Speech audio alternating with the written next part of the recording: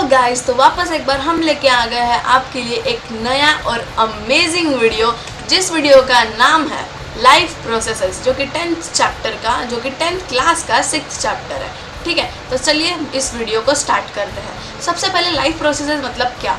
The processes which maintain body functions and are essential for survival are called life processes. मतलब कि कुछ ऐसे processes जिसकी वजह से अपनी बॉडी के फंक्शंस को मेंटेन रखा जाता है और वो हमारे सर्वाइवल यानी कि हमारे जीने के लिए बहुत ज़्यादा इसेंशियल है, उन प्रोसेसेस को बोलते हैं लाइफ प्रोसेसेस। अब लाइफ प्रोसेसेस को हम दूसरे डेफिनेशन से हम जानेंगे। All the processes which together keep the living organism alive and perform tasks to maintain the body are called life processes। दोनों का मतलब एक ही है, बस दोनों डिफाइन अलग अलग तरीके से होते हैं। इसका मतलब क्या है कि जितने भी प्रोसेसेस जो एक लिविंग ऑर्गेनिज्म को अलाइव रखते हैं, जो क्यों अलग रखते हैं? टास्क को परफॉर्म्स करने के लिए, उन और साथ ही साथ में बॉडी को मेंटेन रखने के लिए, उनको क्या बोलते हैं? उनको बोलते हैं लाइफ प्रोसेसेस। तो इस चैप्टर में हम मेनली चार प्रोसेसेस पढ़ेंगे। हम वो है न्यूट्रिशन, रेस्पिरेशन, ट्रांसपोर्टेशन और एक्सक्रीशन। तो चलिए सबसे पहले हम जानेंगे न्यूट्रिशन के बारे में। So let's go. तो our next life process is nutrition. अब आपको लग रहा होगा कि न्यूट्रिशन मतलब क्या? न्यूट्रिशन मतलब कि the process of taking nutrients from food is called nutrient. Simple भाषा में अगर हम कहें कि खाने से जो हमें न्यूट्रिएंट्स मिलते हैं उसको हमारी बॉडी तक पहुंचाना, उसे कहते हैं न्यूट्रिशन। जैसे कि carbohydrate, fats, protein, vitamin, water, minerals etcetera. अब न्यूट्रिशन के मेनली दो मोड्स होते हैं। पहला ऑटोट्रॉपिक और एक हेटेरोट्रॉपिक। ऑटोट्रॉपिक में क्या होता है? It is a process in which organism produce their food from simple organic materials in the presence of sunlight. Example जैसे कि प्लांट्स। ठीक है, क्यों? देखो ऐसे ऑर्गेनिज्म जो कि खुद अपना खाना प्रिपेयर करते हैं। अब वो तो बोलोगे आपकी मम्मी भी करती है अपना खाना प्रिपेयर, वैसे नहीं रे, बॉडी में, अपने ही बॉडी में खाना प्रिपेयर करना, उसे कहते हैं ऑटोट्रॉपिक न्यूट्रिशन। और हेटेरोट्रॉपिक न्यूट्रिशन किसका कहते हैं? In this organism depends upon other organisms for food to survive. मतलब हम इसमें खुद खाना नहीं बनाते, दूसरों पे डिपेंड रह के हम खुद का खाना खाते हैं, जैसे कि ह्यूमंस, अमीबा एट्सेट्रा। जैसे कि देखो यहाँ पे अमीबा का अगर आप डायग्राम देखोगे तो देखो ये जो है ये अमीबा और ये उसका न्यूक्लियस है। ठीक है, और ये है उसका खाना। तो ये देखो धीरे धीरे उसको समाएगा, ठीक है, फिर उसको खा लिया और फिर उसके बाद में डाइजेशन और फिर एक्सक्रीशन हो गया उसका। फिर है ऑटोट्रॉपिक न्यूट्रिशन का। आप देखो प्लांट्स, देखो सनलाइट से लाइट आती है और बाहर से अपन कार्बन डाइऑक्साइड रिलीज करते हैं और प्लांट्स में वेस्ट प्रोडक्ट क्या निकलता है?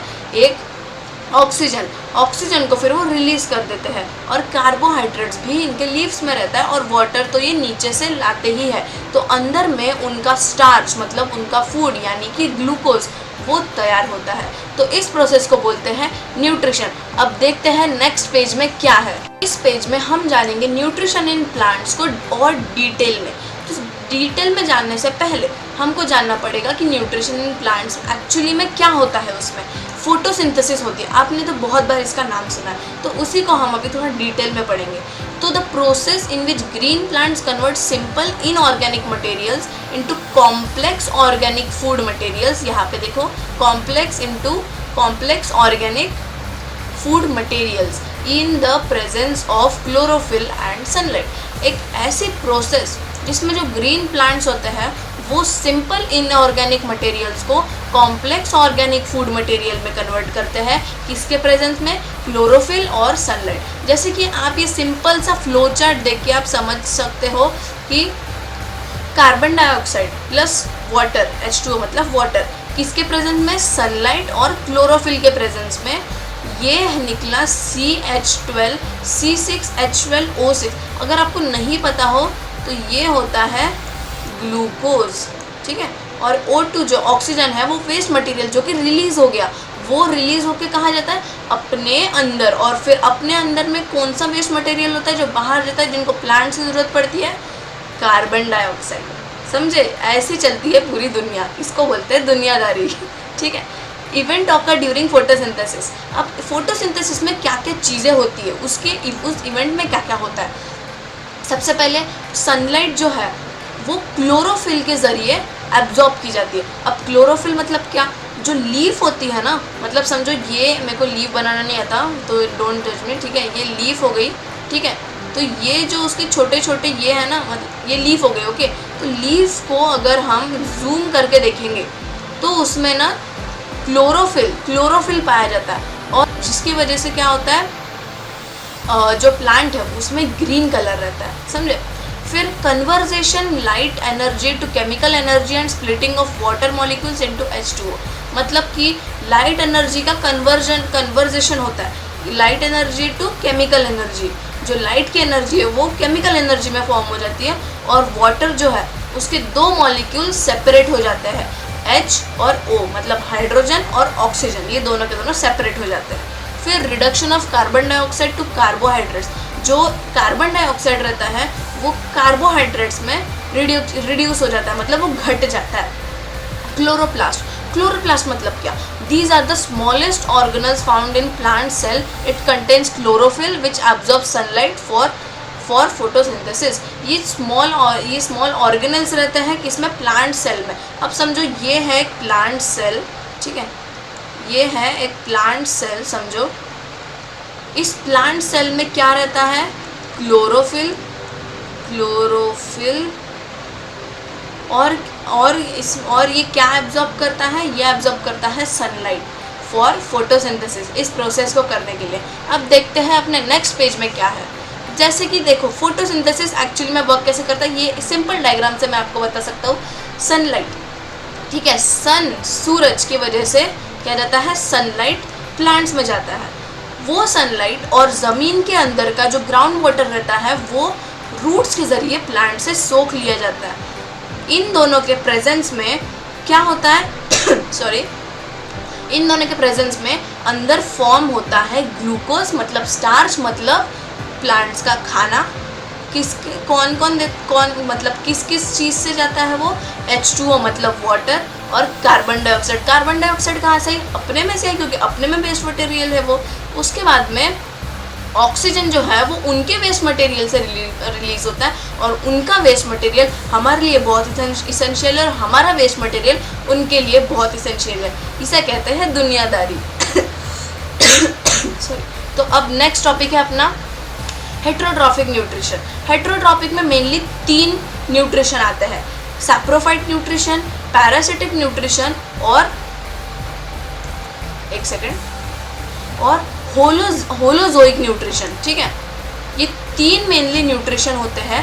पहले हम जानेंगे सैप्रोफाइट न्यूट्रिशन मतलब क्या, the mode of nutrition in which organism obtain food from dead and decaying matter, मतलब एक ऐसा न्यूट्रिशन जिनमें जो ऑर्गेनिजम्स रहते हैं वो मरे हुए या फिर डिके हुए ऑर्गेनिक मैटर को, मतलब dead and decaying organic matter को मतलब फूड को वो खाते हैं, जिनके वजह से उनका न्यूट्रिशन चलता है, मतलब जिनके वजह से वो ज़िंदा रहते हैं, जैसे कि बैक्टीरिया और फंगाई, ठीक है, बैक्टीरिया और फंगाई। नेक्स्ट है अपना पैरासिटिक न्यूट्रिशन। अब इसमें क्या होता है, मैं आपको सिंपल भाषा में बताता हूँ कि इसमें ऑर्गेनिजम्स खाना कैसे लेते हैं, दूसरों को पूरी तरीके से मार के नहीं लेते हैं, मतलब कि the mode of nutrition in which organism obtain food from another organism without killing them, उनको बिना मारे उनके अंदर से फूड निकालते हैं। जैसे कि हमारे प्यारे भैया मॉस्किटोज आजकल तो बहुत काटने लग गए हैं, और टेप वॉर्म मतलब एक टाइप ऑफ वॉर्म है।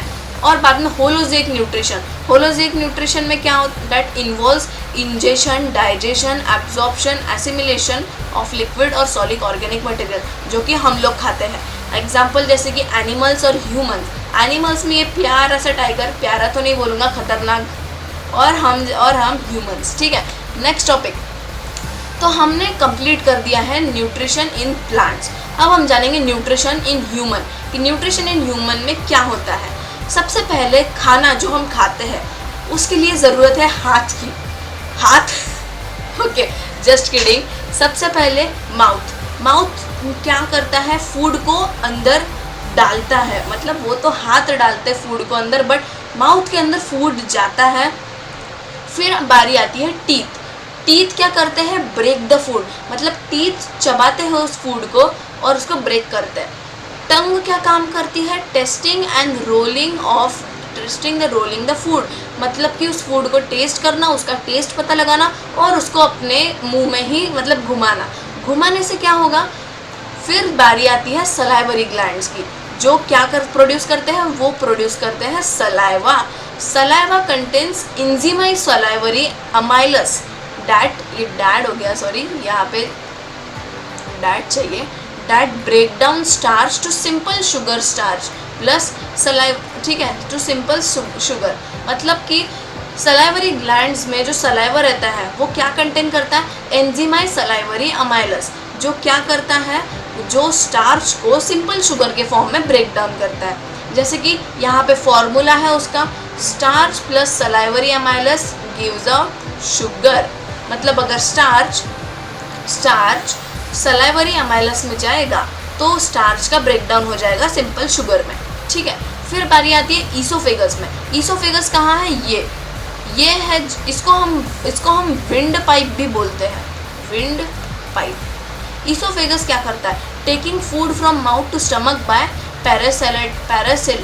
पैरासिटालिक मोमेंट्स। मतलब देखो, ये जो विंड पाइप है बहुत इसेंशियल है हमारे लिए। क्यों, क्योंकि फूड से और स्टमक, ये जो यहाँ पे है, इन माउथ से स्टमक में ले जाने का काम जो है वो ईसोफेगस यानी कि विंड पाइप करता है। और उसमें आपने जाना होगा ये पैरासिटालिक मोमेंट्स मतलब क्या, जो भी है। तो एक्चुअली में क्या होता है, फूड जब हमारे विंड पाइप से हमारे स्टमक में जाता है तो वो ऐसे ही नहीं रहता कि वो गिर जाएगा सीधा स्टमक में। बहुत सारे हमारे गले क्या बोल रहा हूँ, ईसोफेगस में मूवमेंट्स, मतलब मसल की जो मूवमेंट है वो कॉन्ट्रैक्ट और एक्सपांड करते रहते हैं। मतलब फूड नीचे क्यों जाएगा, अगर ऊपर का पार्ट कॉन्ट्रैक्ट हो गया तो वो नीचे का पार्ट एक्सपांड होगा, जिससे उसको जगह मिलेगी और ऐसे ऐसे जाके वो सीधा जाएगा माउथ, सीधा जाएगा स्टमक में। नेक्स्ट अपना अभी हम बात करेंगे स्टमक के बारे में। थोड़ा इसको नीचे करते थे फेस कैम को। Stomach is a large organ and it expands when food enters in it. अपने को पता है कि अगर हम रात को ज़्यादा खाना खा ले तो अपना पेट बहुत फूल जाता है, ठीक है, क्योंकि वो एक बहुत बड़ा ऑर्गन है। और उसमें स्टमक में क्या क्या होता है, उसमें रहता है gastric juice, gastric gland. Gastric gland क्या रिलीज़ करता है, गैस्ट्रिक जूस, ठीक है, गैस्ट्रिक जूस रिलीज़ करता है। और गैस्ट्रिक जूस में क्या रहता है, HCl मतलब हाइड्रोक्लोराइड, पेप्सिन और म्यूकस। HCl मतलब हाइड्रोक्लोराइड मतलब क्या, ये क्या करता है, makes medium acid kill the harmful bacteria food. एक छोटा सा, मतलब एक इतना ज़्यादा शार्प एसिड नहीं बनाता है या इतना एसिडिक एसिड नहीं बनाते, थोड़ा मीडियम एसिड बनाता है वो, जिससे क्या होता है, जो फूड के अंदर के बैक्टीरियाज है वो मर जाते हैं। Pepsin break down the protein into amino acid, मतलब ये प्रोटीन को अमीनो एसिड में ब्रेक डाउन कर देता है। Mucus protect inner lining of stomach में जो इनर लाइनिंग रहती है, जो उसका बैकग्राउंड मतलब जो उसका आउटलाइन रहती है, उसको प्रोटेक्ट करने का काम करता है। नेक्स्ट है small intestine, it is a site of complete digestion, मतलब इसमें पूरा डाइजेशन हो चुका रहता है। तो इसको हम थोड़ी देर बाद में पढ़ेंगे क्योंकि पूरा डाइजेशन हम आखिरी में पढ़ेंगे। फिर बारी आती है लीवर की, it produce bile juice and bile salt. दोनों क्या काम करते हैं, बाइल जूस क्या काम करता है, फूड को एल्कलाइन बनाने का काम करता है। एल्कलाइन अगर आपको नहीं पता होगा तो मेरे पिछले वीडियो में जाके आप देख सकते हो, वहाँ पे एल्कलाइन का मतलब है। 9th या फिर 10th की एक वीडियो है, उसमें आप जाके देख लो कि एल्कलाइन क्या होता है। बाइल सॉल्ट क्या करता है, bile salt break the large fat globules, this is called emulsification. मतलब बाइल सॉल्ट क्या करता है, जो लार्ज फैट के ग्लोब्यूल्स होता है, फैट मतलब मोटापा नहीं, फैट मतलब वो न्यूट्रिएंट वाला फैट, उसके ग्लोब्यूल्स यानी कि बड़े बड़े उसके मॉलिक्यूल्स रहते हैं, उनको ग्लोब्यूल्स कहते हैं, बड़े बड़े मॉलिक्यूल्स, ठीक है। This is called emulsification. Gall bladder, next है अपना गॉल ब्लैडर। अरे ये क्या हो गया, एक सेकेंड, हाँ। नेक्स्ट है अपना gall bladder, it store bile juice and salt. क्या स्टोर करता है, bile juice and salt. Pancreas में ट्रिप्सिन रहता है और लाइपस रहता है। ट्रिप्सिन जो है ये अपने इसका कहाँ पे गया, ट्रिप्सिन जो है ये स्टमक में जो गैस्ट्रिक जूस रहता है उसमें देखो पेप्सिन है, वो ट्रिप्सिन जैसा, उसका मतलब सिमिलर है वो। ट्रिप्सिन मतलब क्या, break down protein into amino acid, ये भी वही काम करता है, प्रोटीन इनटू अमीनो एसिड इसमें करता है। और लिपेज मतलब क्या, it break down emulsified fat, मतलब जो इसमें जो फैट के ग्लोब्यूल्स जो है वो उनको इम्यूलिसिफिकेशन करके जो उनके छोटे छोटे उनको ब्रेक कर देता है, वो उनको भी ब्रेक करता है। It breaks down emulsified fat. फिर फैट मतलब अब क्या, अब फैट में ये क्या है, सत्य एसिड, ओके, ये यहाँ पे स्ट्रॉन्ग एसिड चाहिए, स्ट्रॉन्ग एसिड एंड ग्लाइसरॉल, इसमें स्ट्रॉन्ग एसिड और ग्लाइसरॉल रहता है। नेक्स्ट, अब देखो जहाँ तक कि अपने को पता है स्टार्च जो है, स्टार्च शुगर में फॉर्म हो चुका है, फैट आई मीन वहाँ पे फैटी एसिड चाहिए था, सॉरी यहाँ पे सत्य नहीं फैटी चाहिए, क्योंकि फैट है तो फैटी एसिड, ठीक है। फैट फैटी एसिड में और ग्लाइसरॉल में हो गया है, प्रोटीन अमीनो एसिड में हो चुका है। अब नेक्स्ट, ये सब तो हो गया है, अब मतलब कंप्लीट डाइजेशन का टाइम है, मतलब अब बारी आती है स्मॉल इंटेस्टाइन की। अब स्मॉल इंटेस्टाइन में एक चीज़ रहती है विलाय नाम से, ठीक है। वो क्या होती है, finger like projection inside small intestine, ठीक है। This increase the surface area of absorption. Villi are supplied the food to blood vessels, then the blood vessel take the food to each and every cell of the body.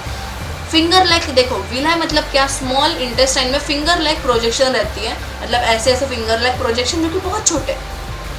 These increase the surface area of absorption, absorb करने का surface area बढ़ाते हैं वो। और विलाय, यहाँ पे villi चाहिए, villi are supplied the food to blood vessel. Villi क्या काम करते हैं, ब्लड वेसल्स में फूड सप्लाई करने का काम करते हैं, और वो फिर जो फूड वेसल्स, ब्लड वेसल्स रहती है, वो हर एक each and every cell of the body को फूड प्रोड्यूस करते हैं।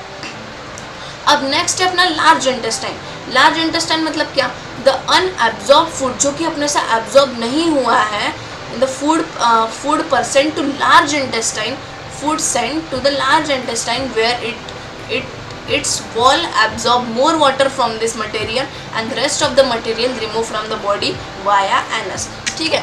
इसके देखो, ये मैं आपको बताता हूँ, ये है विलाय, देखो फिंगर लाइक प्रोजेक्शंस है इसके, ये देखो कितने सारे फिंगर, और ये जो है ये स्मॉल इंटेस्टाइन का एक पार्ट है जो मैंने आपको दिखाया है। ये जो दिख रहे हैं ये सरफेस एरिया बढ़ाता है, ये है सब, मैं क्या कर रहा हूँ, ड्राइंग बना रहा मैं, सरफेस एरिया ऑफ एब्जॉर्प्शन बढ़ाते हैं, ठीक है। फिर नेक्स्ट, ओके, सो अपना न्यूट्रिशन खत्म हो चुका है। नेक्स्ट है अपना रेस्पिरेशन, कि हम रेस्पायर कैसे करते हैं, ठीक है। एक सेकंड, इसको यहीं पर रहने देता हूँ। The process in which the cells of an organism obtain energy by combining oxygen and glucose is called respiration. It involves breathing.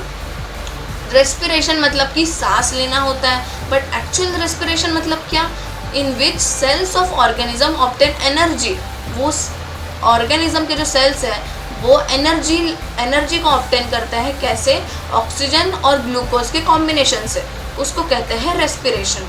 Respiration दो टाइप की होती है, एरोबिक और एनारोबिक। सो एरोबिक में क्या रहता है, जिसमें एनर्जी प्रोड्यूस होती है, किसके प्रेजेंस में, ऑक्सीजन के प्रेजेंस में, और इसमें एनर्जी, और एनारोबिक में एनर्जी प्रोड्यूस होती है but absence or lack of oxygen में। मतलब aerobic, it is the process of producing energy in the presence of oxygen, और anaerobic, it is the process of producing energy in the absence or lack of oxygen, ठीक है। अब next है अपना glucose. Glucose कैसे बनता है, glucose हर एक ग्लूकोज के 3 पार्ट्स है जिससे ग्लूकोज बन सकता है। देखो ग्लूकोज जो है साइटोप्लाज्म में, साइटोप्लाज्म आपको पता होगा, उसमें ग्लूकोज जो रहता है ना, साइटोप्लाज्म में क्या होता है, पायरुवेट प्लस एनर्जी। साइटोप्लाज्म में पायरुवेट और एनर्जी होता है। अब देखो इसके 3 भाग होते हैं, फिर absence of oxygen, lack of oxygen, presence of oxygen. Absence of oxygen मतलब कि जिसमें ऑक्सीजन है ही नहीं, लैक ऑफ ऑक्सीजन मतलब कि जिसमें बहुत कम ऑक्सीजन है, और प्रेजेंस ऑफ ऑक्सीजन मतलब जिसमें ऑक्सीजन है, अच्छी मात्रा में ऑक्सीजन है। एब्सेंस ऑफ ऑक्सीजन में क्या तैयार होता है, इथेनॉल तैयार होता है, कार्बन डाइऑक्साइड तैयार होता है और एनर्जी प्रोड्यूस होती है। ठीक है। लैक ऑफ ऑक्सीजन में क्या तैयार होता है, लैक्टिक एसिड होती है और एनर्जी प्रोड्यूस होती है। और प्रेजेंस ऑफ ऑक्सीजन में क्या तैयार होता है, वाटर तैयार होता है, कार्बन डाइऑक्साइड तैयार होता है और एनर्जी प्रोड्यूस होती है। ठीक है। नेक्स्ट अपना एनर्जी, एनर्जी को थोड़ा और अच्छे से समझेंगे अपन। The energy release during cellular respiration is called to synthesise, is used to synthesise molecules during ATP.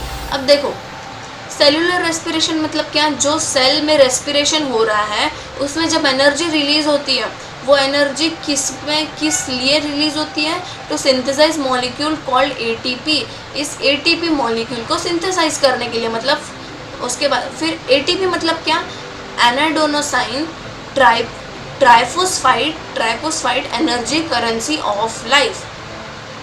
इसका फॉर्मूला भी है C10H16H5O13 और P3। यस, इसमें फॉस्फोरस भी होता है। ठीक है।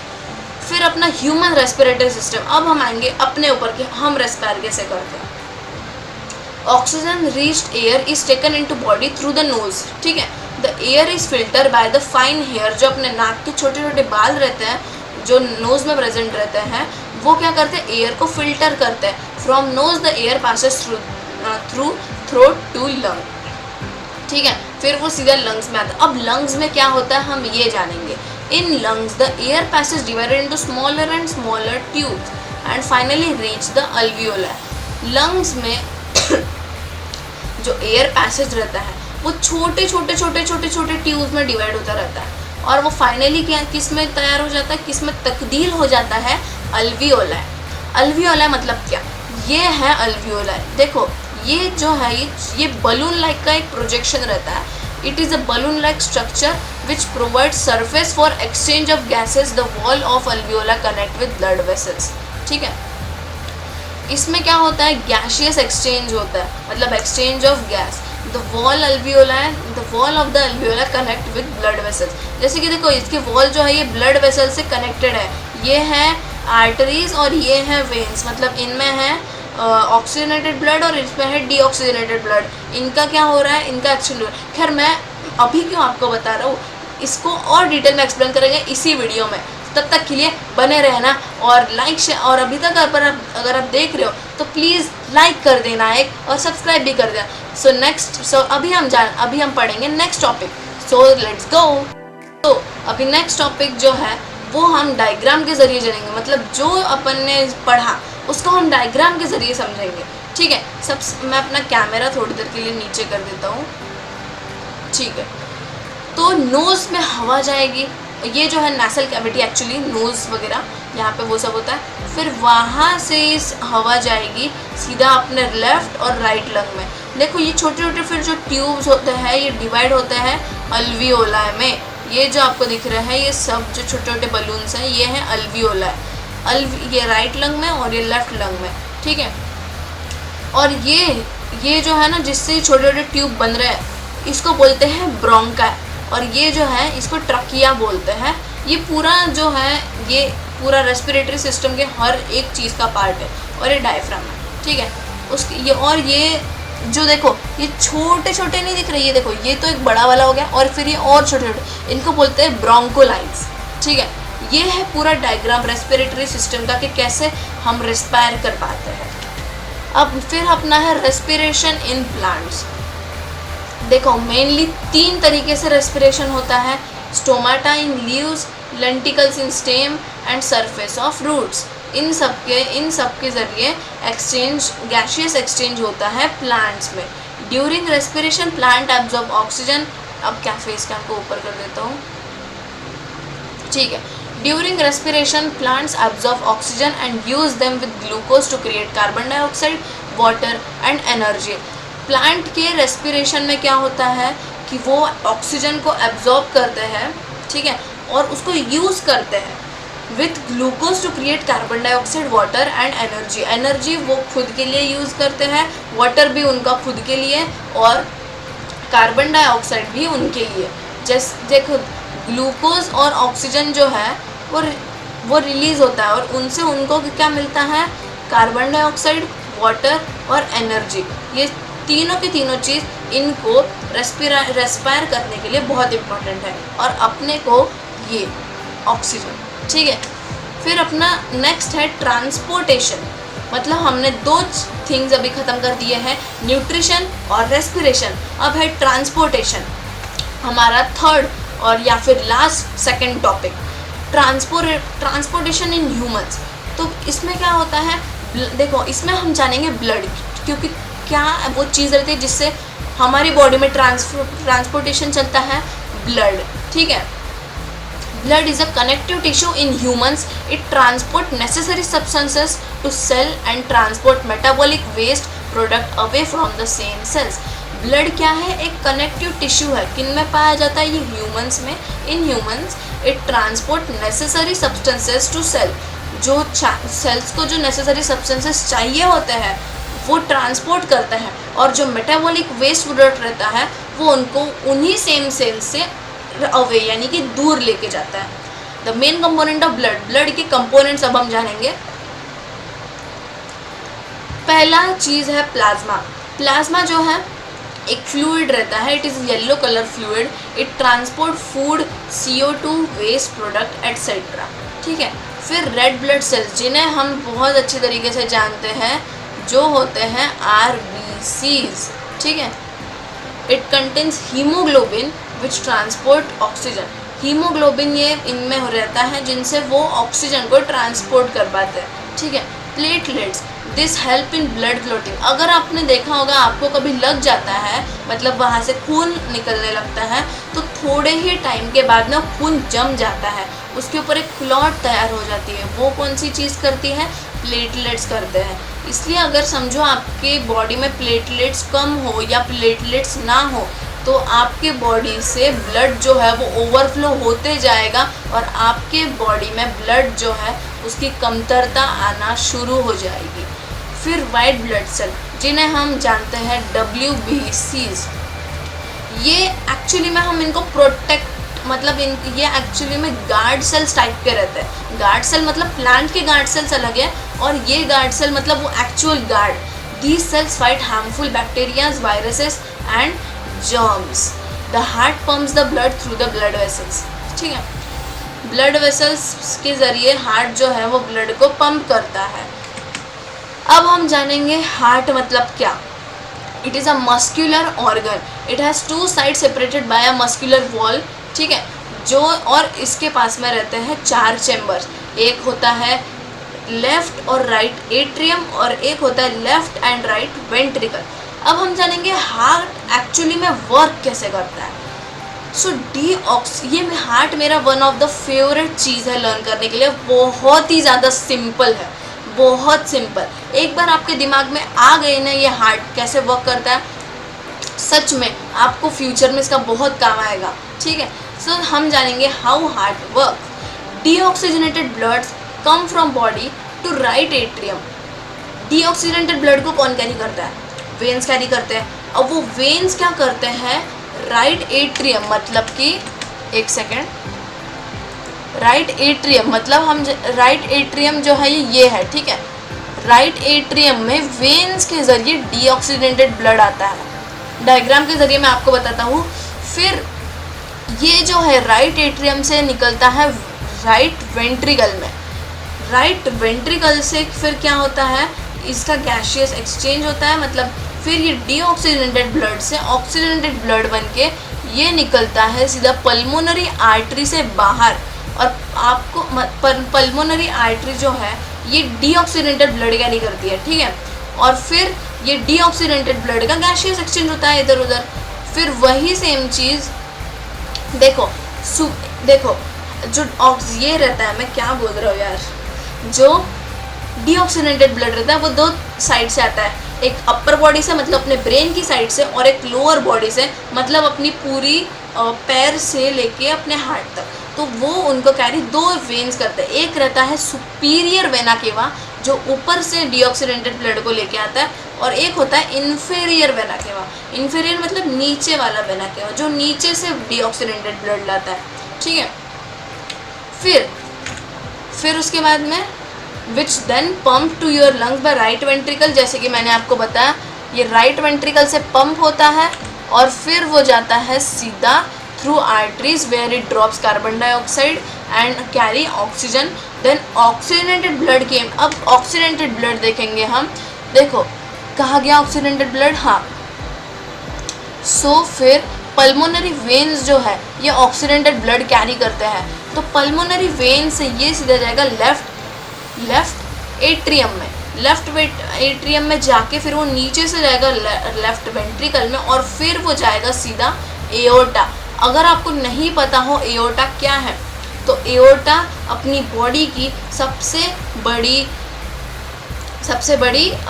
आर्टरी होती है, जिनसे फिर ऊपर के जितने भी अपने ऑर्गन्स व पूरी बॉडी पार्ट्स है उनको ऑक्सीडेंटेड ब्लड मिलता है, और फिर वही सेम एओर्टा नीचे भी होता है, जिसके ज़रिए नीचे वाली बॉडी को भी ऑक्सीडेंटेड ब्लड मिलता है, ठीक है।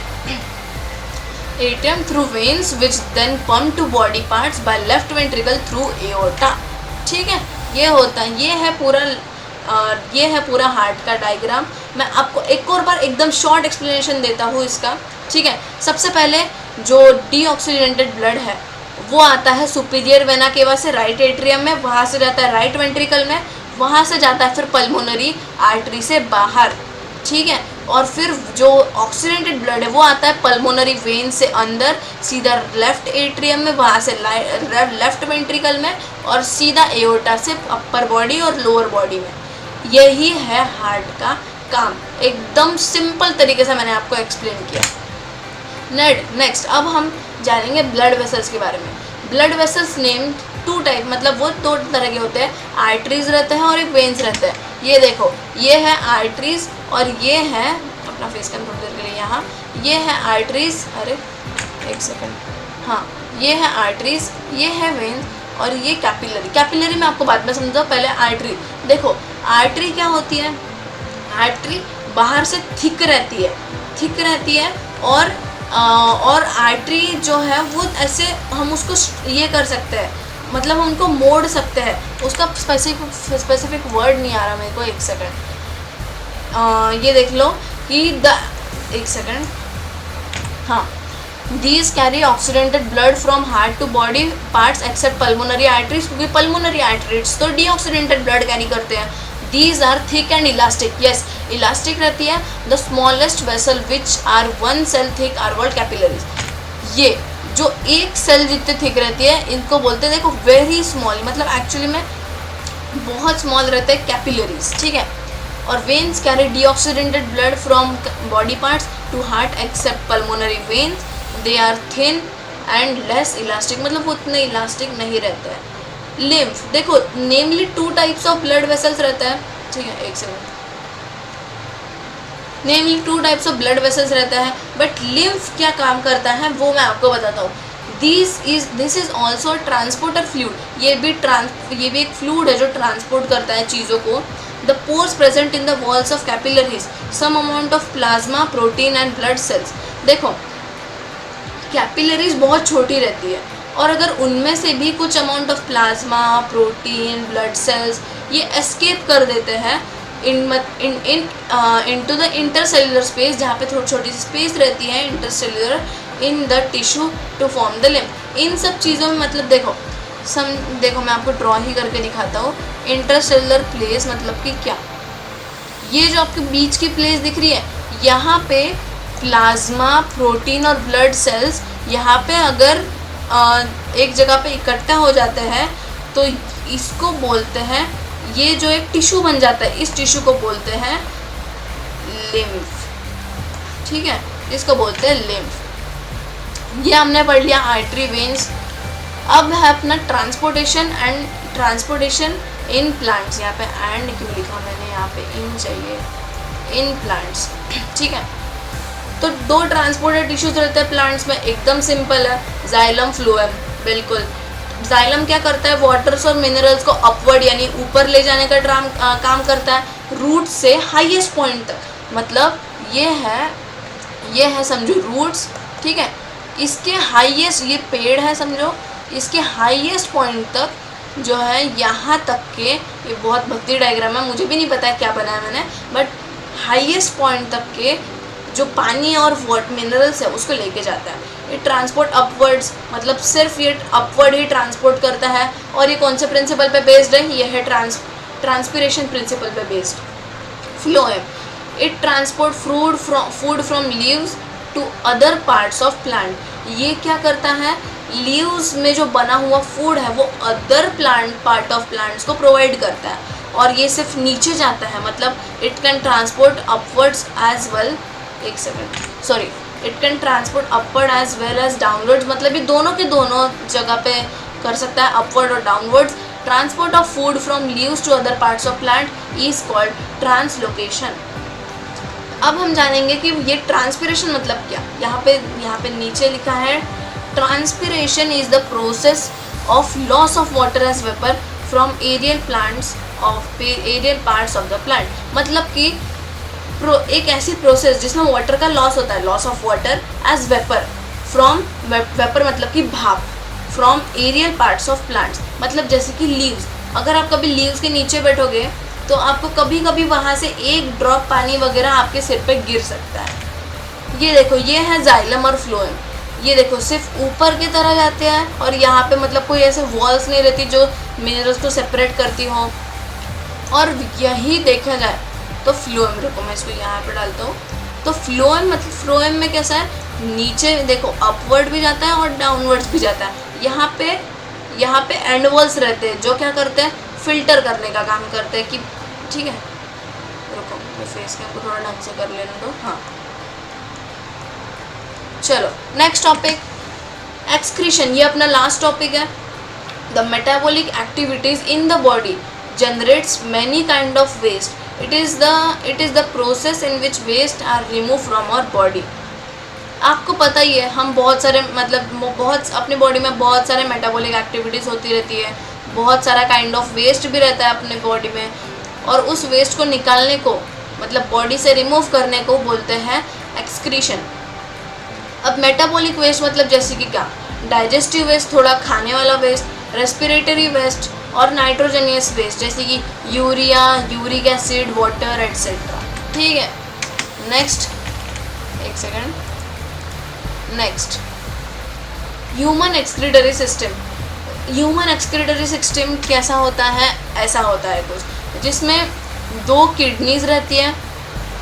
ठीक है, 2 किडनीज होती हैं, एक यूरेटर, एक यूरिनरी ब्लैडर और एक यूरेथ्रा। एक मतलब यूरेटर्स, ये यूरेटर्स रहते हैं, यूरिनरी ब्लैडर रहते हैं और यूरेथ्रा रहता है। ये है पूरा का पूरा एक्सक्रीटरी सिस्टम। अब पहले हम जानेंगे किडनी। किडनी क्या काम करता है, it filters the blood and remove wastes. कुछ नहीं है, ब्लड को फिल्टर करता है और जो वेस्ट है उसको रिमूव करता है। Ureter, it drain out urine from kidney to urinary bladder.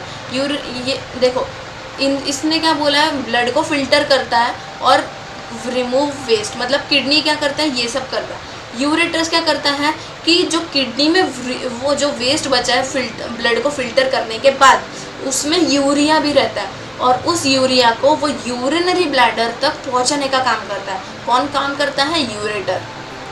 Urinary bladder, it store the urine. जो यूरिन यूरेटर भेजता है, उस यूरिन को स्टोर करने के लिए यूरिनरी ब्लैडर होता है, समझे। Urethra, transmit urine outside the body. Urethra जो है वो यूरिन को अपने बॉडी के बाहर निकालता है। Kidney have a filtration unit called nephrons. ठीक है, नेफ्रॉन्स क्या है हम उसके बारे में भी अभी जानते हैं। Nephrons are filtration unit of kidney. It consists of a tube which is connected to duct and cup shaped structure that is Bowman's capsule. देखो इसका नाम मैं आपको यही दिखाता हूँ। देखो ये है नेफ्रॉन्स। ठीक है, पहले हम पढ़ लेते हैं कि क्या, देखो इसमें क्या क्या कंसिस्ट है। Consist of tube which is connected to duct and cup. देखो अब हम देखते हैं ये कहाँ पे है। ये है डक्ट, ये है डक्ट। एक सेकेंड, ये क्या लिख रहा मैं, ये है डक्ट। ठीक है, ये लंबी सी जो रॉड है ये है डक्ट। तो ये जो है ये है एक मतलब ये है एक ट्यूब है ना, कंसिस्ट ऑफ अ ट्यूब। ये देखो ये है tube which is connected to duct and a cup shape structure called Bowman's capsule. Bowman's capsule कहाँ पे, मैं आपको वो भी दिखाता हूँ। बोमेंस कैप्सूल ये हेनलीज लूप है। बोमेंस कैप्सूल कहाँ पे, ये है बोमेंस कैप्सूल। ये जो कप टाइप दिख रहा है और ये जो ट्यूब दिख रही है आपको, ये जो है ये किससे कनेक्ट रहती है, डक्ट से और बोमेंस कैप्सूल से, ठीक है। फिर हेनलीज लूप भी रहता है उसमें। ये क्या करता है Henle's loop, reabsorption of glucose, amino acid and water. ये है हेनलीज लूप, ये है लूप ऑफ हेनली या हेनलीज लूप। ये क्या काम करता है, reabsorption of glucose, amino acid and water. Glucose, amino acid और वाटर को फिर से एब्जॉर्ब यानी रीअब्जॉर्ब करने का काम कौन करता है, Henle's loop. The urine enters into ureters through ducts and collect in urinary bladder. मतलब फिर जो यूरिन रहता है वो यूरेटर में एंटर करता है थ्रू डक्ट्स। मतलब इस डक्ट, ये डक्ट के ज़रिए, यहाँ पे ऊपर लिखा भी था बट छोड़ो, इस डक्ट के ज़रिए कहाँ पे, यूरिनरी ब्लैडर में कलेक्ट हो जाता है, ठीक है। तो ये है नेफ्रॉन, कि नेफ्रॉन एक्चुअली में काम कैसे करता है, ठीक है। और नेफ्रॉन ये कहाँ पे रहता है, ये देखो एक किडनी के यहाँ पे ये रहता है हेनलीज लूप, ठीक है। नेक्स्ट अपना एक्सक्रीशन इन प्लांट्स रिमूव, देखो मेनली 3 स्टेप्स होते हैं। Plants remove oxygen through stomata के ज़रिए प्लांट्स अपना वेस्ट मटेरियल, जो कि ऑक्सीजन है जो हमारे लिए वेस्ट मटेरियल नहीं है, उसको वो रिमूव करते हैं। Excess water remove through stomata by transpiration process. मतलब जो बचा कुचा वाटर है वो किससे रिमूव होता है, स्टोमाटा से रिमूव होता है। कौन से प्रोसेस से, ट्रांसपिरेशन प्रोसेस से। फिर plants also lose some old leaves and bark, मतलब पुराने जो फूल पत्ते वगैरह होते हैं या फिर पेड़ के ऊपर की जो चमड़ी होती है ऊपर की, उसको जो बार्क्स बोलते हैं, वो भी प्लांट्स लूज़ कर देते हैं, ठीक है। तो इसी तरीके से हमारा आज का चैप्टर हुआ ख़त्म। तो अगर आपको हमारा आज का चैप्टर पसंद आया हो तो प्लीज़ लाइक करना, मेरे चैनल को सब्सक्राइब करना, और फेंगे एक और नए अमेजिंग वीडियो के साथ में। तब तक stay tuned to find out कि नेक्स्ट वीडियो हमारे कौन से चैप्टर की होने वाली है। So bye.